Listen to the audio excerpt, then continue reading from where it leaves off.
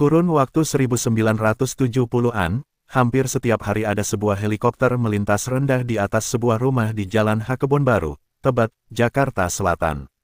Pada masa itu memang di rumah milik Raden Haji Rhoma Irama tersebut kerap menjadi pusat kegiatan Partai Persatuan Pembangunan. Pemerintahan Orde Baru yang saat itu berkuasa merasa perlu mengawasi setiap gerak-gerik si empunya rumah. Apalagi saat itu Rhoma yang selalu mengkritik kebijakan pemerintah menjadi juru kampanye PPP. Dari rumah Rhoma inilah aktivitas PPP dikendalikan, kata Moh Sofan dalam buku, Rhoma Irama, Politik Dakwah dalam Nada. Meski hanya simpatisan, bukan kader apalagi pengurus partai tampilnya Rhoma sebagai juru kampanye mampu menggenjot perolehan suara PPP.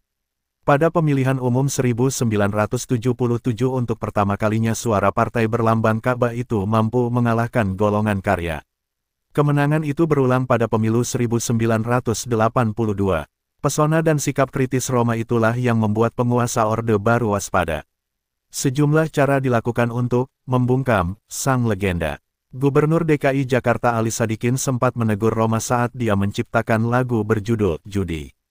Tembang, judi, waktu itu memang diciptakan untuk mengkritik kebijakan pemerintah yang melegalkan judi melalui SDSB dan Porkas. Tak hanya lagu, judi, sederet lagu juga diciptakan Rhoma untuk mengkritik pemerintah. Misalnya pada pertengahan 1980-an dia mencipta lagu, Hak Asasi Manusia.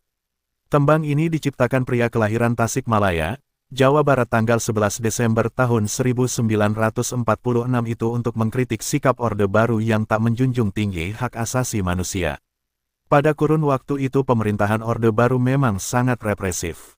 Melalui golongan karya, saat itu penguasa main intimidasi terhadap warga yang dianggap kritis. Maka lahirlah lagu, Hak Asasi Manusia, tersebut.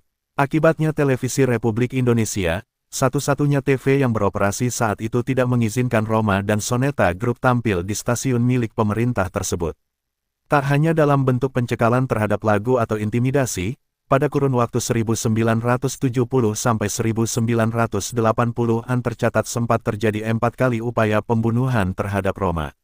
Dengan belati di Medan, dengan golok di Palembang, dengan peluru di Jember, pakai granat di Jawa Timur, tulis Moh Sofan dalam buku tersebut. Nyatanya sederet intimidasi dan upaya pembunuhan itu tak membuat Rhoma Irama kapok bersentuhan dengan politik. Kemudian Rhoma pun bercerita bahwa meskipun sudah menguasai ilmu bela diri silat, dirinya pernah dikeroyok oleh 15 orang hingga babak belur. Kejadian tersebut berlangsung saat ia masih muda. Pernah dikeroyok 15 orang alhamdulillah babak belur. Berkelahi zaman dulu jadi hobi.